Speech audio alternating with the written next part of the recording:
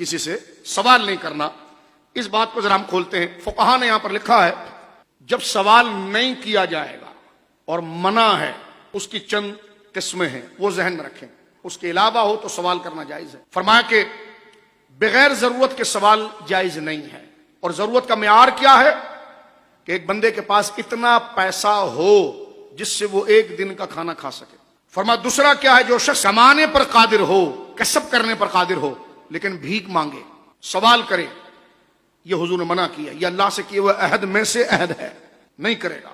فرمایا جب سوال کرے تو ذلیل ہو کر نہ کرے, گڑ گڑائے نہ, جیسے رب کے آگے گڑ گڑاتا, ایسا بندے کے آگے نہ گڑ گڑائے, لجاجت کے ساتھ نہ کرے. فرمایا گڑ گڑا کے سوال نہ کرے. یہ حدیث کھل جاتی ہے مسلم شریف کی ایک روایت سے جو رسول کریم نے خود فرمایا. مسلم شریف میں روایت ہے, حضرت سرکار کے ایک صحابی تشریف لائے, حضور علیہ الصلوۃ والسلام کے پاس کچھ مال کا سوال کرنے کے لیے آئے. حضور غریب ہوں, کچھ دے دیں.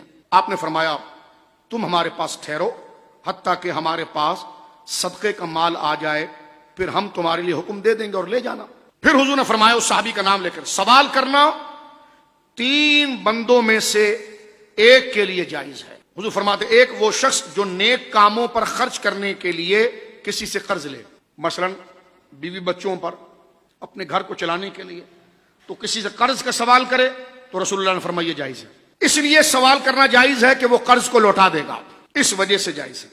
اور فرمایا پھر سوال کرنے سے رک جائے, جب قرض مل گیا اپنی ضرورت گزارا کرے, اور پھر جو ٹائم طے پایا یا اس سے جو ایگریمنٹ کیا ہے یا پھر اس سے ذہنی انڈرسٹینڈنگ کر لے اور اس کے پیسے کو اس کو لوٹا دے. فرمایا صحابی سے کہا یہ سوال جائز ہے. فرمایا دوسرا کیا ہے, فرمایا ایسی آفت یا ایسی مصیبت آئے جس سے اس کا تمام مال ضائع ہو جائے, اس کے لیے اتنا سوال کرنا جائز ہے, سرکار فرماتے ہیں, جس سے اس کی حاجت پوری ہو جائے. 2. تیسرا وہ شخص جو فاقے سے ہو اور اس کی قوم سے 3 عقل مند آدمی گواہی دیں کہ یہ شخص فاقے سے ہے, تو وہ جو 3 آدمی گواہی دیں تو ان کی گواہیوں پر وہ سوال کر سکتا ہے. یہ کنڈیشن کی تشریح محدثین نے یہ کی ہے کہ یہ تیسری کنڈیشن جو ہے کہ ایک بندہ اگر فاقے سے ہو 3 گواہ کو لے کر آئے. 3 گواہ لانا مستحب ہے, ضروری نہیں ہے, لیکن یہ کنڈیشن عام بندے کے لیے نہیں. ایک امیر آدمی تھا, اس کا کاروبار بہت بڑا تھا, سب کو پتا ہے بھائی امیر آدمی ہے, اور اچانک الیاذ باللہ, اللہ محفوظ فرمائے, کاروبار ختم ہو گیا. اب اگر وہ کسی سے سوال کرتا ہے تو اگلے کو یقین کیسے آئے گا, بھائی تو خود مالدار ہے. تو فرمایا یہ تیسری کنڈیشن یہ ہے کہ وہ 3 گواہ آگے لے کر آئے یا محلے کے, وہ بتائیں کہ ہاں اس کے ساتھ ایسا ہوا ہے, تو یہ 3 سوال کرنا اس کے لیے جائز ہے, جو حضور نے بیعت لیتے وقت اپنے صحابی کو آہستہ سے کہا تھا کہ کسی سے سوال نہیں کرنا. یہ اس کی تشریح یہاں پر مکمل ہوتی ہے.